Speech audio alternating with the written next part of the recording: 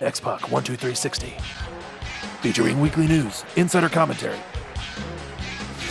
and interviews with superstars, past and present from the world of pro wrestling.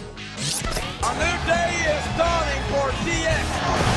And now, your host, Sean X-Pac Waltman. On X-Pac 12360, this guest has an incredibly unique resume, including Navy SEAL, activist, professional wrestler, and pioneer of celebrity politics. Please welcome former Minnesota governor and author of The Marijuana Manifesto, Jesse Ventura. Hey, Jesse. Good afternoon. How you doing? Hey, Jesse, this is X-Pac. This is Sean. How are you?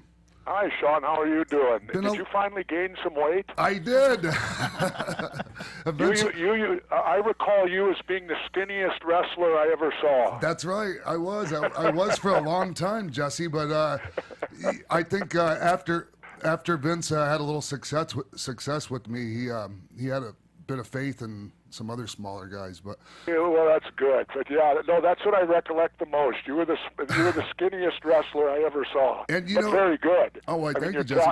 Your talent was exceptional. Well, when I would go to the gym, Jesse, if I could get a workout in, see, the thing is whenever I was there and you were there, I could never get a workout in because we would sit and talk forever.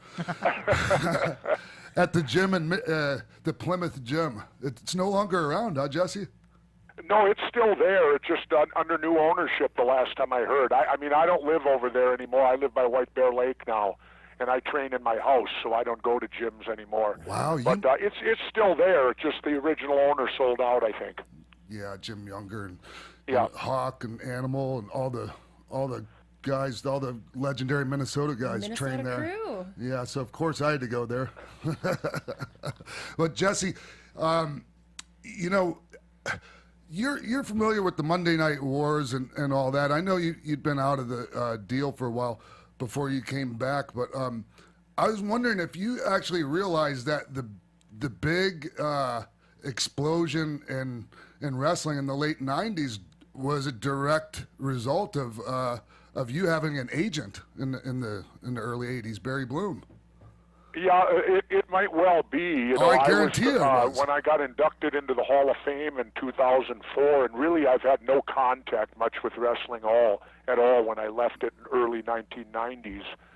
But when I did go into the Hall of Fame, I remember it made Vince a little antsy out in the crowd when I stated that my greatest accomplishment in the world of pro wrestling was I was the first wrestler who introduced an agent into Vince McMahon. Not even Hogan had done that. Right. Hogan had a Hollywood agent, but he didn't have any agent that dealt directly with Vince. And I was the first one to do that.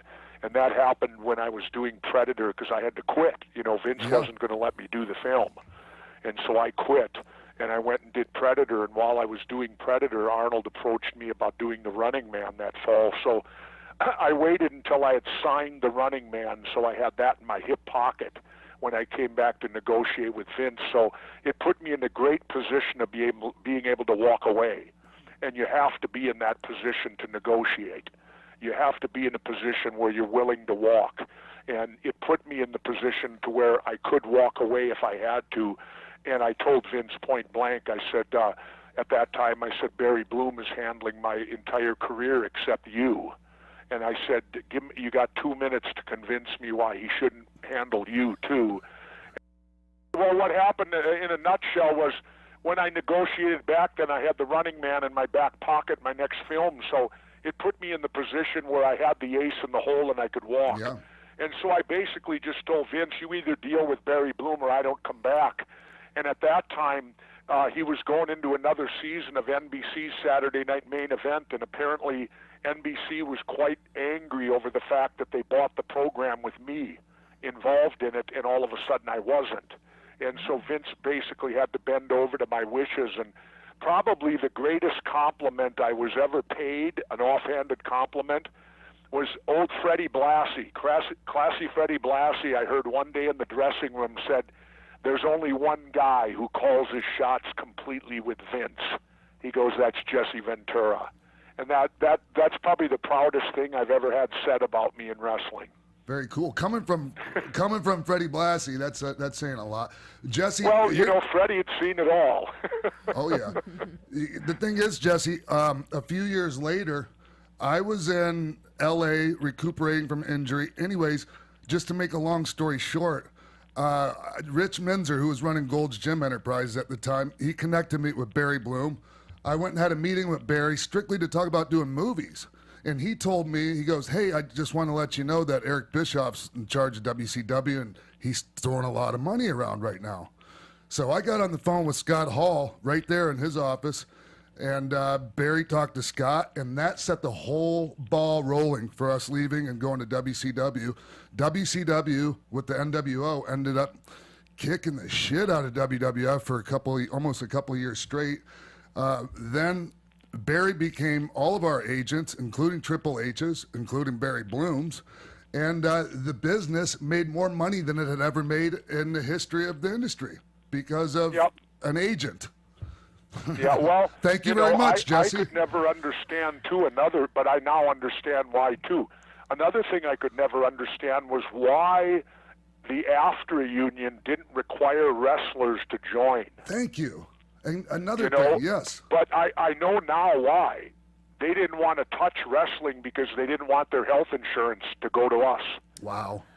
That had makes a to lot be of the sense. reason. You got to look at money, because why wouldn't they have stepped in and said these are television performers and they're required to join the union the same as any other television performer is? But I think they stayed away from us. I don't know completely honestly, but I've got to believe they didn't want to take on wrestlers and then allow wrestlers into their health care system. Well, that makes sense.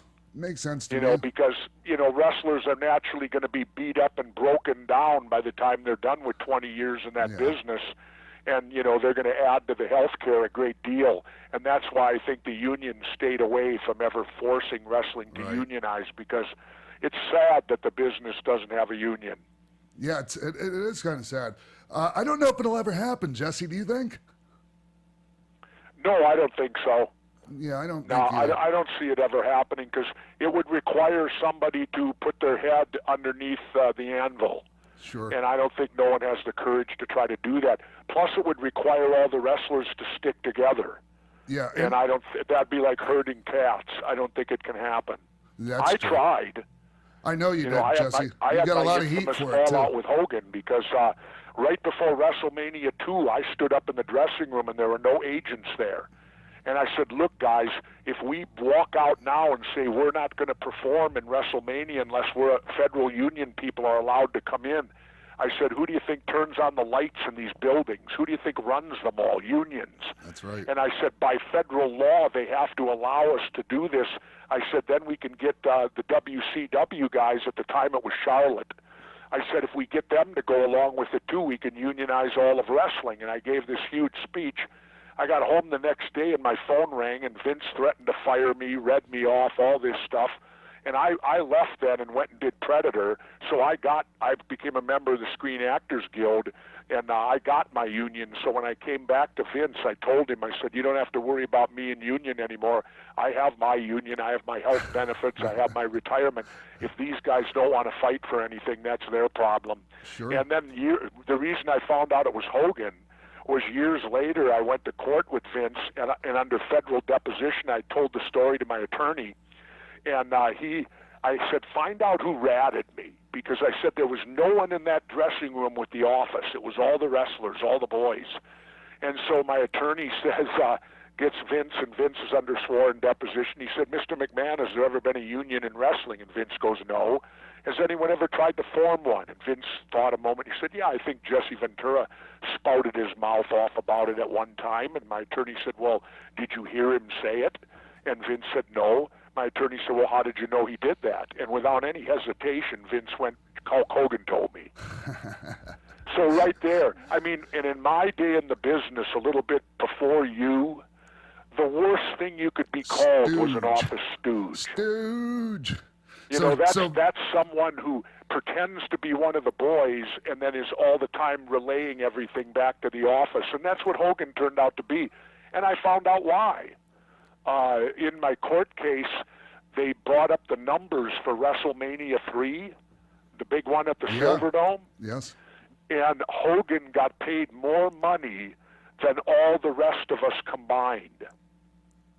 That doesn't surprise me, actually. Well, that came out in my court case. He even got, and Andre was included with us. Wow. Andre the Giant and all of the rest of us combined did not make what Hogan made. So you can see why he didn't want any union. He didn't want any interference because he was, which is fine, you know, it's a dog-eat-dog world. He was being taken care of, but yet today he still denies doing that, and it's pretty laughable, really. You know what's funny, Jesse?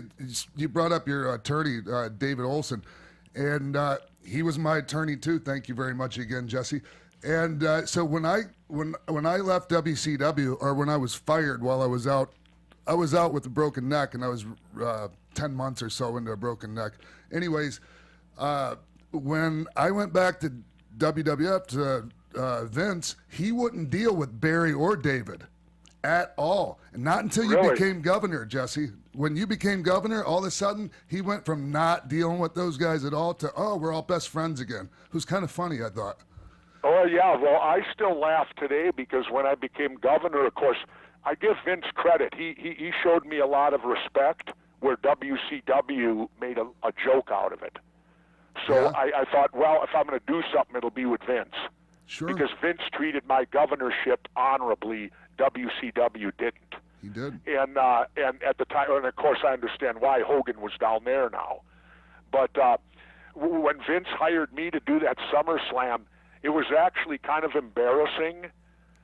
And here's why. Yeah, I was going to say why, Jesse. I got the most money in my entire wrestling career for being a referee. That's right. Wow. Yeah, you know, guys. And that kind of, in a way, I thought about it, and I thought, God, that's kind of disheartening, isn't it? Well, I don't know. All the years I spent in the ring, and as hard as you work to be in the ring, and then you get your biggest payoff being a frickin' ref. It just seems like that's how wrestling works. Like you bust your ass all this time, and when you're in your prime, that's not when you're making your most money. It seems like. Well, you know, it was funny when I used to work one-on-one with Vince doing the tapes and all that in Connecticut. I said to him one day, and this was right prior to doing Predator, I said, Vince, the key to this business is to go get famous at something else and then come back to it, isn't it? It is. And he looked over at me and smiled. It was just he and I. And he said, now you're learning. And I also found out that the key to dealing with Vince is he has to know you don't fucking need him. Excuse my language. If he knows you don't need him. Well, that's not even the key for him. Everyone. That's a basic key in life. Yeah. Is that whenever you go in to negotiate something, you need to be in a position where you're comfortable with walking away. Yep. If you're not comfortable with walking away, you're never going to negotiate your best deal. Yep, that's right. It's that simple. And sometimes you can't walk away, so sometimes you get stuck with maybe not your best deal. But I've always found through my career that you're in the best bargaining position if you're willing to walk. Well, you certainly walked away from having a second term as Minnesota governor, and we kind of want to switch gears a little bit and talk about that and talk about your book, your brand new book, The Marijuana Manifesto. But I got to ask you, I grew up in Minnesota, and living there when you were the governor, I remember it was on TV every night. What is Jesse Ventura saying today? What does Governor Jesse have to say? And it's sort of indicative of what we have going on now with Donald Trump. What do you think about this presidential race? You know, yes and no. The reason I didn't go for a second term is, number one, I'm a firm believer in term limits, and I believe that you should serve, and when you're done, you should go back to what you used to do. Amen. That's one of the major problems in our country today is we have career politicians like Hillary Clinton. And I also, there were other reasons that I didn't state publicly. My wife's health was a concern. She didn't want me to run again. And so there was many reasons that I chose not to, and also the fact that my last year in office, the Dems and Repubs teamed up against me. They overrode my budget. They passed their own budget. They overrode both my vetoes, and that was another reason I left office, because I would have had to work under their budget, Well, when I left, because of their budget politically, they ended up with a $5 billion deficit. Yeah, that's right. And Because Jesse, their budget was not fiscally sound, and I would have been stuck with that budget because of their political decisions. See, people need to understand that Democrats and Republicans, they don't make decisions for the people. They make decisions for their own power structure. And they wanted me out of office, so they were willing to sacrifice the people of Minnesota and their livelihood in which to try to get me out of office, which they succeeded. I was going to say, they I did a moved pretty on good and job. moved to Mexico then and have been living down there ever since. Wow. But Jesse, when you became governor, you ran on you were going to give a huge refund in taxes. To No, everyone. all that was they were overtaxing everyone. Right. That was one of the reasons I ran. They were running a budget surplus of billions of dollars, and right before I ran, they had it and they spent it. And it was our money. Yeah, it was our money. I mean, they have a budget. Live within your budget. If because the economy is so strong and your taxing policies are so strong that you end up with more money than what you need, my feelings were you have no right to that money. That money should be given back. And I did that for 3 of the 4 years I was in office, that people in Minnesota got a sales tax rebate where they got a check in the mail. And then here's the fun part. I had to fight the Republicans because the Republicans wanted it to be an income tax rebate. And I said, are you guys just stupid or what? I said, if you make it an income tax rebate, then everyone has to declare the money on their taxes, which means the federal government will take a third of our surplus. I said, if you make it a sales tax rebate, you can't deduct sales tax. So therefore, the people will get the money. They won't even have to declare it. And what do you think they'll do with that money? They'll go out and spend it, which means that'll boost the economy, because people fail to realize it's spending that keeps the economy running. You always hear this talk about, well, stop spending, stop the government from spending. Well, that's a shallow statement to make, because if people stop spending money, the economy grinds to a halt. Right. And Jesse, You have to spend. It's an old cliche that I learned from Vince. One thing I did learn without any doubt from Vince McMahon was you got to spend money to make money. exactly. And Vince does that. Vince isn't fearful of doing that, and he understands that. And the same thing holds true with the economy. You've got to have spending in which that's the gasoline that runs the economic engine. Yeah.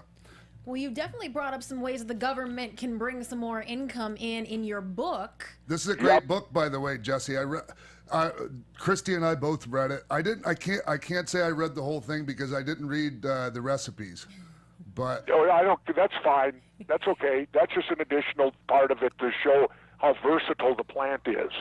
But what I mean, pretty much it has a lot of old information and a ton of new information, Jesse. This is a great book, not just for people that are into marijuana, but I mean, and mind you, I'm sure, that's mainly the people that are going to buy it. But I mean, you talk about a lot of things in here, Jesse. Sean, I'm hoping that people that aren't into marijuana will buy it so that too. they can educate themselves, because we've been lied to. Our history books have lied to us. Our country and our government has lied to us about this plant. This is a remarkable medical plant. And those that smoke it for the euphoric feeling are doing it for their mental health.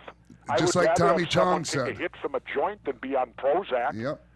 It's And the thing is, if you, the astounding thing to me was doing the history and the research. When I found out, and get this, if George Washington and Thomas Jefferson, our first and third presidents, were alive today, they'd be raided by the DEA. They'd be doing 10 to 12 years in the federal prison for being major drug dealers. Yep, for growing Because that both Indian of them hemp. raised acres of marijuana and sold it, and they knew the difference. Because in Washington's diary, he wrote how he allowed his plants to cross-pollinate, and he was angry over that. That he lost the two separate plants, the male and the female, one year. And the point is, marijuana was the economic driver of our entire economy in this country for our first 160 years. And nobody taught me that when I went to school. That wasn't in any of our history books, that this plant drove our economy. You could actually pay in lieu of money. You could pay with marijuana back in the colonial days. Wow. It's amazing to It is read about amazing. this. It is amazing. And then, of course, it got illegal because in the late 30s, William Randolph Hearst, the big paper guy, he owned 26 newspapers and he owned thousands of acres of timberland. Well, here's a little fact. The Constitution, the Bill of Rights, and Betsy Ross's original flag are all made out of marijuana. That's right. Marijuana was what they used for paper, and it was cheaper and reusable. And what Hearst did, he paid the politicians off. He started a campaign with his newspapers calling it the devil's weed, and he used racism completely. This is what blacks and brown-skinned people smoke, and you should be terrified of them. Talk about. I mean, what he did was criminal Talk to about race relations because of marijuana. Jesse. Talk about Henry Anslinger for a minute. What a piece of garbage this guy was. And since Well, you're talking about he the was racism, the hired gun. Henry Anslinger was the guy that FBI, Hoover, and the FBI and all them. That were, I don't know if Hoover was in charge then or not, but anyway, it goes way back in the 30s. He was their hired gun that went out and did all the big drug busts. It was him and Hearst that created that film Reefer Madness in the 30s, and they got all the white power structure terrified of this plant so that he could sell his lumber for paper, and then they outlawed it throughout the whole country, and we've been fighting it ever since. Yeah, I don't know if, see, most people don't have a clue who Henry Anslinger was, let alone some of the quotes, some of the racist quotes having to do with marijuana. They're horrible. Ugh. People should read this book just to see how they've been lied to. And then, of course, I love my foreword by Steve Cubby, because when you read that, you truly understand that the government doesn't give a damn about you. Steve Cubby was a guy dying of non-operable adrenal cancer. They gave him a 5-year death sentence. The doctors could do nothing for him. He was going to die within 5 years. That's 35 years ago. Wow. And marijuana cured his cancer. And that's one of the reasons that I'm so pushed on this. Someone very close to me developed a seizure disorder. Yeah. And we had to take, the person went on 4 different pharmaceutical medicines over a period of 2 years. None of them worked. 2 years ago, we took the person to Colorado, got, quote, medical marijuana drops under the tongue. The person has not had a seizure since. Today, they can get it in Minnesota in pill form. But the rub is what costs $30 in Colorado costs $600 in Minnesota. Yeah. Wow. That's criminal, Jesse. Well, that's because evil, it's man. so restrictive, and they have to be able to make a profit. If more people are getting it, the price goes down. But see, the government will only allow, and the other thing they're doing in Minnesota, no doctors will prescribe it. Sure. That's a problem with a lot of states. Oh, yeah, because, see, they're all under the thumb of the pharmaceutical industry, and the pharma doesn't want marijuana legal, and here's why. Here's why. And here's why the government don't want it legal, the feds. Because you can grow it. That means poor people would have access to it. They could grow it in their backyards like you'd grow tomatoes if it was legal. You wouldn't have to pay pharma. You wouldn't be controlled by pharma. You wouldn't even have to pay the U.S. government a penny. And trust me on this, Sean, having been in government, if the government could charge you for the air you breathe, if they could tax you for that, they would. Oh, aren't they trying to? With carbon emissions and everything? They don't want you getting anything that they don't get a cut of. And that's the problem with marijuana. If they legalize it, everyone could grow it, poor people could have access to it, and the government wouldn't make big money off it if everyone grew it on their own. Now, there'd still be a huge industry. Look at the tobacco industry. Look at the alcohol industry. You got the marijuana industry waiting to happen with all these jobs because people like you and I are probably not going to grow our own. Correct. You know, it's a lot, just like you're not going to make your own beer. You know, it's a lot easier to go down to the liquor store and buy a 6-pack than it is to sit at home and make your own beer. Sure, and they'll do a better job of making it. The same would hold true with marijuana. But the access to poor people would remain the same. If they didn't want to go buy it commercially, they could certainly grow it on their own and use the product. Yeah, of course. And, you know, the DEA, their recent decision to keep it a Schedule 1 just is mind-blowing to everyone, doctors included. And now GW Pharmaceuticals has come out with a new study with some really good results for their drug that they've developed from cannabis. Well, the thing is, they don't need to study marijuana anymore. We already subsidize a university in Israel. Israel, yes. It's called the Cannabis, and they know everything over there, and it's sad because they've already come out, the head doctor over there, he said it'll help post-traumatic stress syndrome from our soldiers coming home. It'll help the head traumas in the NFL, probably some of them in wrestling too. Absolutely. It would help seizures. It cures cancer. It does cure cancer. cancer. To go on, glaucoma. This is a wonderful plant, and for all the religious people out there, think of this for a moment. God made it. If you believe in God, then God made marijuana, and what right do we have to destroy what God made? Amen. If you believe You know, in God. if you're religious. And the That's point right. being, if you believe in religion, you believe God put it here for us to use it. Not Right. to burn it down, not to eradicate it. It's an unbelievable medical plant that pharmaceuticals don't want any part of because it's a natural thing. It's a plant that was here before we were. Yeah. Jesse, you know, other things you're hitting on in your book, not specifically about the plant itself, but you hit on jury nullification, which I'm huge on, and nobody knows about it. Nobody. Oh yeah. The thing is, if you get picked for a jury and you feel that marijuana should not be illegal, then don't convict anybody. You have the right, as a juror, not to convict. Absolutely you do.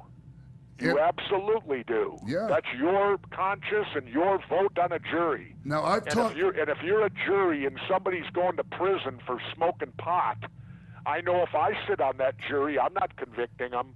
Well, there have been a few cases in the last few years. One in Florida, I know one in Jersey, where jury did just say not guilty when they were blatantly guilty. It's ridiculous. Yeah, it's I mean, bullshit. you laugh today. You know the Colin Kaepernick thing? Yeah. Yes. Okay, I like. It doesn't bother me. I support Kaepernick as a veteran. He has every right to do that. I agree. If he wants change in this country, he's allowed by the First Amendment to petition the government, and if that means protesting the national anthem, he has the right to do that. I commend him for it. Sure, for without being politically active and Yeah. for being an engaged citizen. in a nonviolent way. In a nonviolent way, Jesse, and not destroying anything. Exactly. And so for Kaepernick to do that, there's nothing wrong with that. I'll tell you what bothered me a hell of a lot more, Sean. What's Did that, you Jesse? read that story where the National Football League was being paid by the Department of Defense to I did. honor veterans? I did, Jesse. I did, and I've heard they you talk killed about that this story before. in a day. That story should be the story. How dare these billionaire owners get paid to honor me? Paid They patriotism. couldn't have slapped me in the face worse. Yep, paid patriotism. Paid patriotism. That's what you have. Now, whenever I watch a football game and they do all that stuff, I start laughing to myself and go, gee, how much money did you make doing that? And then you hear the national anthem, Yeah. home of the brave, land of the free. I start laughing over that when we have more people in jail than any other country in the world. In the world. And how many, do you know how many are in jail for nonviolent drug crimes, Jesse? Tons of them. Million. And we get into that in the book because it shows everybody wants the private sector to take over the government No jobs. way. Especially So they've created these corporate-run prisons. totally and the evil. problem there is that corporations have to make money for their shareholders, so it's imperative the prisons be full so that they can make profits. This is So slavery, they Jesse. need to arrest people and put them in jail, which marijuana people are perfect for that. Yep. It keeps the prisons full, and it keeps the corporate prison making profit. And the marijuana arrests are the easiest. I know plenty of cops, and they tell me that. they don't mind arresting people for marijuana because they're usually not much of a threat to them physically. And the privatized prisons, to me, are basically just modern-day slavery, Jesse. Oh, they are, because then they absolutely are, because then other corporations make a deal with the corporation and they get slave sweatshop labor. Yeah. Where they got the prisoners producing their products and making, 50 cents an hour, 10 cents an hour? And then they're turning around selling the products to us for $10. And then I think whatever it is. In your book, you talk about how they have stuff made in these prisons and then slap a Made in the USA label on it. Yeah. And they're made in prison by prisoners. I guess you lose your rights when you go to prison, apparently. Apparently you don't get them back once you've supposedly paid your debt either. Yeah, it's ridiculous, and it's high time that Sean, the marijuana issue, in this last political arena, you had the Trump people and you had the Bernie Sanders people. Yeah. Believe it or not, they both wanted the same thing. A lot of them did. You're right, Jesse. No, they did, but they can't come together because one's the progressive left and the other's the right-wing right. So they'll never come together, but they wanted the same thing. They wanted an overhaul of our government, clean house, get rid of them. And, that's the problem you got now, is that they're failing. So marijuana could be the issue where we, the people, can stand up, because over 60% of Americans want full legalization now. We can stand up and tell the government this: you work for us, we don't work for you. You're there to do what we want. We want this product legal. You are not our parents. Legalize it. And they're doing it the right way. It's happening state by state by state. Yep. And when they see the profits coming in, all the states are going to do it pretty well. Then what does the federal government do at that point? They have to. I imagine. How many states do you think have to do this before the federal government gets on board, Jesse? Well, there's already 23 that have legalized it in some manner. Yes. Be it medical or the full legalization. California is voting on it this year. Massachusetts is voting on it. Hopefully, it's going to pass in all these states, and that's going to put the heat on the feds then. Because the feds don't want it because they make too much money off keeping it illegal. Yeah. How about the situation in Washington, D.C.? Are you familiar with that? Well, I know that Washington, D.C. allows it. Yeah, but Congress blocked them from being able to use any public funds to start. I'm not using the right term, but to start the actual marketplace in D.C. Yeah, I'm sure they do. They're finding all these underhanded ways. Yes. To stop the legalization of it. And that shows me clearly that our federal government is profiting from keeping it illegal, and they're not going to give in easily. That's why this is the true issue, that the people, by voting, can rise up, because how can they go against the states when the people have voted for it? Right. And how can it's on a ballot? And the thing is a lot of the conservatives are the ones that believe in states' rights, but yet most of the conservatives don't want to go with the states' rights when it comes to this type of thing. Well, because they're bought and owned by pharmaceutical industry. Yeah. You got to remember, the big corporations like pharma are the ones contributing to their campaigns. That's who pays for them to be in office. They're owned by these corporate entities. The liquor industry does not want marijuana legalized. Imagine that. People would smoke pot instead of get drunk. Yeah, well, I mean, a lot of... And I've said that publicly. If I were given the option of going to a pot party or a drinking party, I'll take the pot party. Yeah, everyone... Number one, the chances of violence will be slim to none. The drinking party, it'll be 50-50. No one's going to throw up on me at a pot party. And at a pot party, you can smoke till 3 in the morning and get up at 7 and go have a productive day at work. That's a If fact. you drink till 3 in the morning, you ain't going to work the next day. There's no last call at a pot party either. Hey, Jesse. Jesse. By the way, did you see the thing that Brian Gumbel did on marijuana at Denver Stadium? When was this?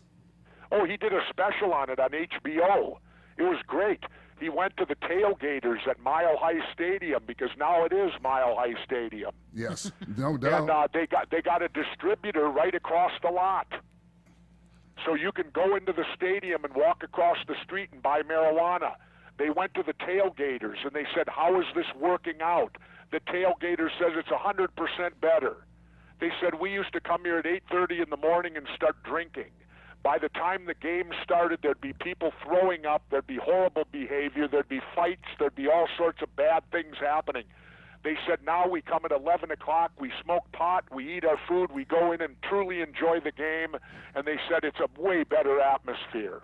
Yeah. And then they even asked Peyton Manning, not on camera, but Peyton is part owner of 19 Papa John pizzas places in Colorado. Peyton's answer was perfect. He said, in light of recent changes in the law, he goes, my pizza stores are doing fantastic. Nice. It's true. Now, and I mean, what a perfect answer. Didn't even say the word marijuana. He just said, in light of certain recent changes in the law. Jesse, So people are seeing that we've been lied to. Here's another little thing. Everywhere they've legalized marijuana, they've seen heroin drop. Right. Overdoses from heroin and opiates, yep. Look at us here in Minnesota. We just lost our prince. That's right. We didn't lose him to marijuana. Had he been smoking pot, he'd still be alive. Yeah. We lost him to pharmaceutical opiates that kill 25,000 people a year. Nobody, I mean nobody, has died from overdosing pot. If you smoke pot and die from it, get ready, because you're going down in history as the first person. Ever. You can say that about, I can't think of any other substance that you can really say that about. Caffeine, aspirin. Look at drinking. All these college kids binge drink and they die. Yeah. Look at cigarettes, the most addicting thing, and they call marijuana the gateway drug. No, it isn't. Tobacco is. Well, to me, Jesse... Sean, what's the first thing you tried as a kid? Exactly. I bet it was a cigarette. It was for me. Cigarettes and alcohol are, to me, the first Cigarettes drug you and take. Alcohol were number 1 and 2. That's right. And then pot maybe was the third. That's right. So that whole gateway drug theory, I think more and more people are realizing that's a bunch of bullshit, Jesse. Well, hopefully they are.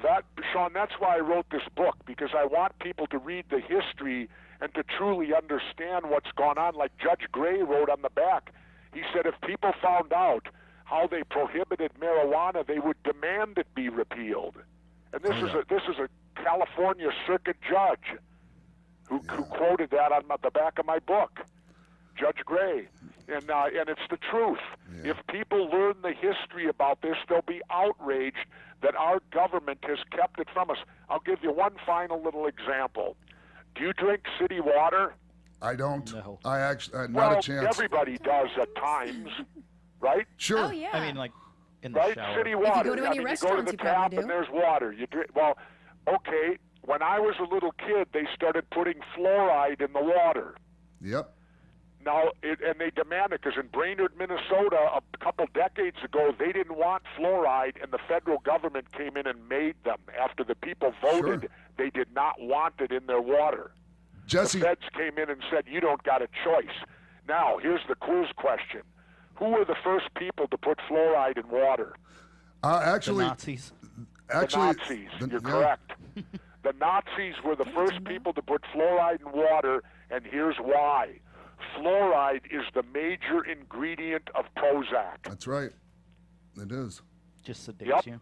So when you drink fluoridated water, you're getting a daily dose of Prozac provided by your government. And a lot of people don't know, Jesse, that fluoride is a byproduct of aluminum, and it was dumped into our waters and that before they figured out a way to actually sell it to us. Exactly. And you know, and like I told, I was a little kid in the 50s when they came out saying, "Oh, you need this for your teeth." Well, stop and think about it a moment. Isn't that your parents' job? Yeah. Teach you how to brush your teeth and gargle with fluoridated mouthwash.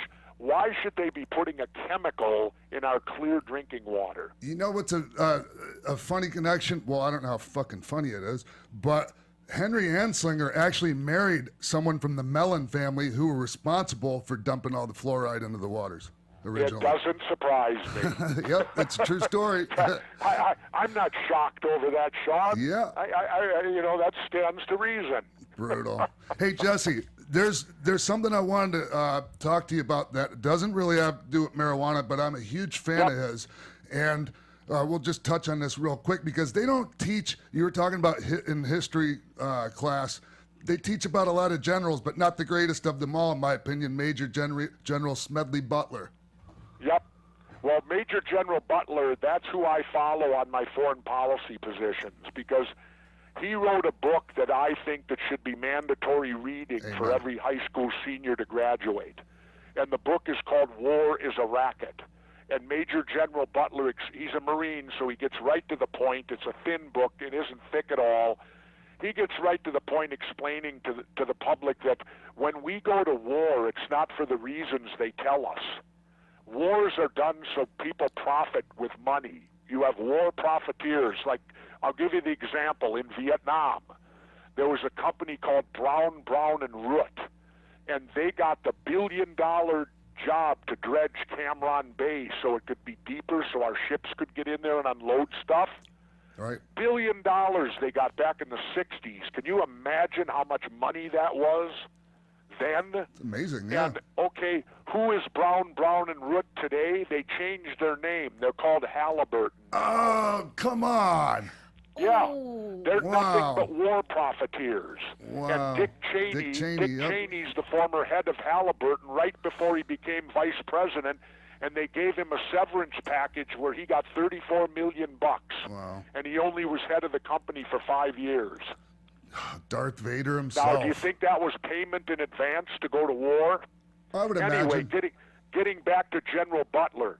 General Butler writes that we should pass a constitutional amendment that our troops are not allowed to go over 500 miles from our shore. If we do that, we will be the safest country in the world. And the reason that they can't destroy General Butler's credibility, here's the real sticker. He didn't win one. He won 2 Congressional Medals of That's Honor. right. 2.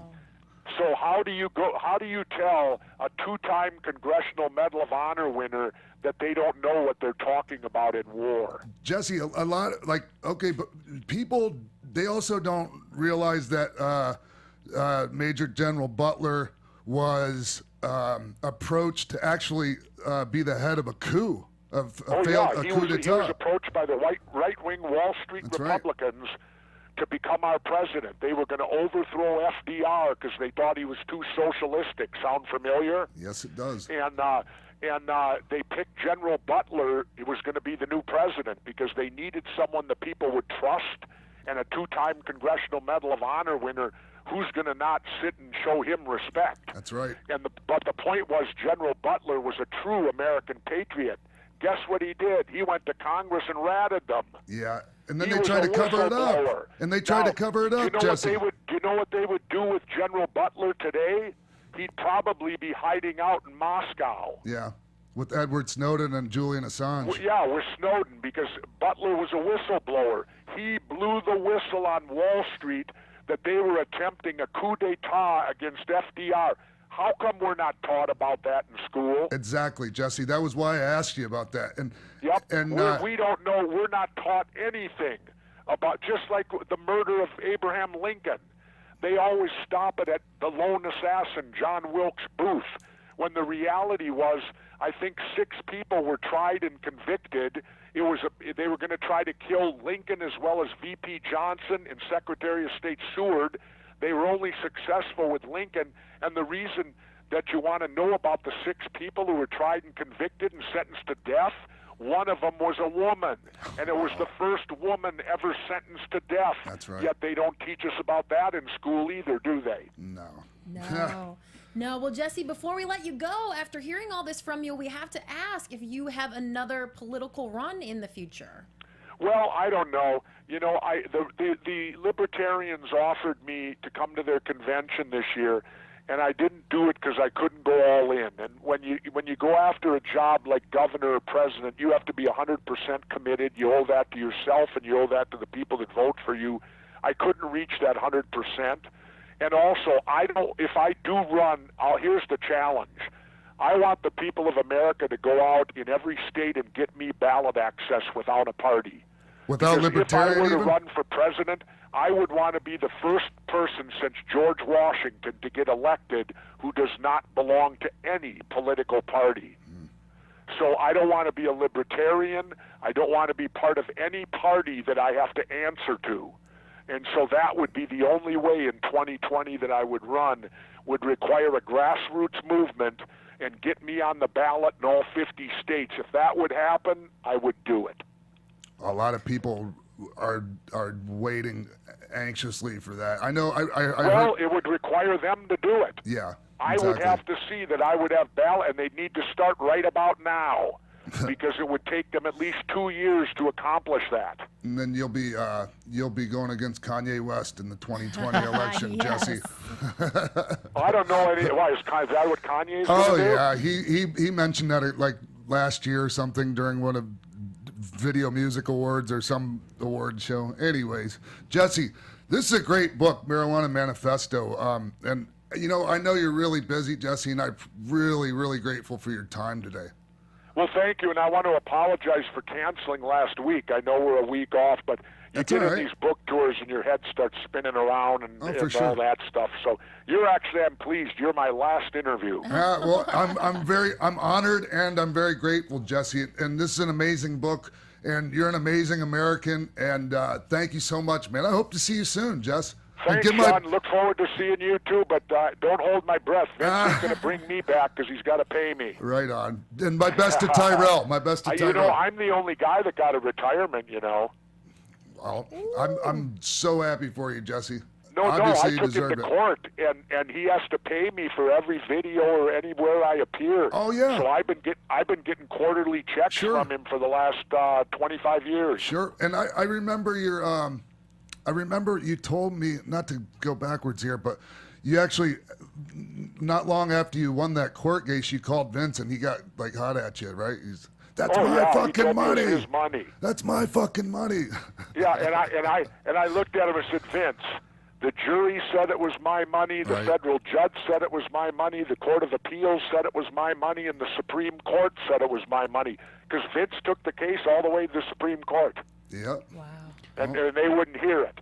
But anyway, I said to him then, I said, Vince, you're a minority opinion. It's my money. So you got to keep your money, your name, He wasn't and all happy the to hear rights to that. all his videos and stuff. Yeah. That's awesome. Well, Jesse, So, Sean, thank you. We'll do it again sometime. I hope so, Great. man. Have a great day. All right, you too. Bye-bye. Bye. Bye-bye, Jesse. All right. Oh, that was awesome. And we will be right back on AfterBuzz TV with more X-Pac 12360.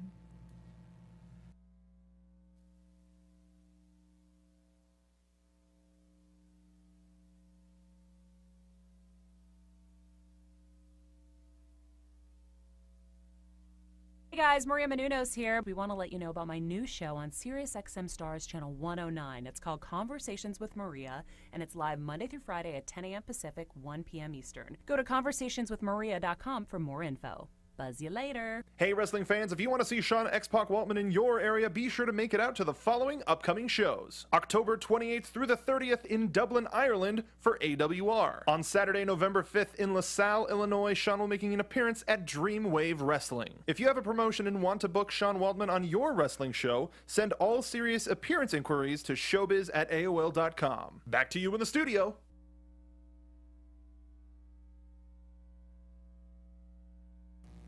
We are back on X-Pac 12360. We just talked to Jesse Ventura, which I know we were all excited to do, and he Yeah. did not disappoint. Man. No, Jesse never does. Actually, with Jesse, all you have to do is just point him in the right direction and just let him go. Just cast the line out there and let it do the rest. You don't even have to be a good interviewer. Actually, just Jesse's that damn good. Well, it worked out well for us today. And I just remember I was just excited to interact with him at all because, like I said, growing up in Minnesota when he was the governor, Yeah. every single day it was on the news. What is Jesse saying? What's he talking about? What is he doing now? And he was just such a fascinating character. And to see how he's kind of grown that from just being a pro wrestler and being sort of a celebrity politician into trying to actually give people information that they need and trying to make changes in this country is just, it's so commendable. I think so. And a lot of people like try to, they want to put a tinfoil hat on somebody if they're, even talking about things like conspiracy theories and that. And I think that he's done a lot, like you just said, and he's brought a lot of information to the surface, and very cool of Jesse to join us here. I'm pretty stoked that we got that. So, Jesse, Joey, big day for us here at X-Pac 12360. Nice. And it was a good one. And we want you guys to always keep up with us on social media so that you never miss an episode. We let you know who our next guest is coming up. This is where you can find all the links that we talk about on our show. So I need you to hit that like button at facebook.com/xpac12360 show. Please also follow us on Instagram at xpac12360. And you guys can always hit me up personally on Twitter, Instagram, and Snapchat at Christy Reports. Let me know what you think about the news. If you hear any rumblings, any rumors, any dirt sheet stories, hit me up. I'll get the scoop for you. And Jimbo, where can they follow you online? You can follow me on Twitter at Jimbo in the Booth. Buy my documentary, The Young Bucks 2 Sweet Journey, at highspots.com, or maybe available on Flow Sports. Who knows? Hey, we're just throwing that out there. Yeah, and you can find me on Twitter at TheRealXPac. And in a couple of hours, I'm on a plane and on my way to Ireland. So I'll see y'all when I get back. Yes. Well, adios. And he will be back next Wednesday. That's right. Don't you worry. And we will be back then with another new episode of X-Pac 12360. Thanks for tuning in. We'll see you then. From executive producers Maria Menounos, Phil Svitek, Kevin Undergaro, show producer Jimbo Frank, managing editor of AfterBuzz Wrestling Christy Olson, and managing producer of AfterBuzz Wrestling Mark Bidonica, and the entire X-Pac 12360 staff, we would like to thank you for tuning in. Feel free to like us on Facebook, rate and comment on iTunes and YouTube, follow X-Pac on Twitter at TheRealXpac, and email us at xpac12360show@gmail.com. This has been a presentation of the AfterBuzz TV Network. Buzz you later!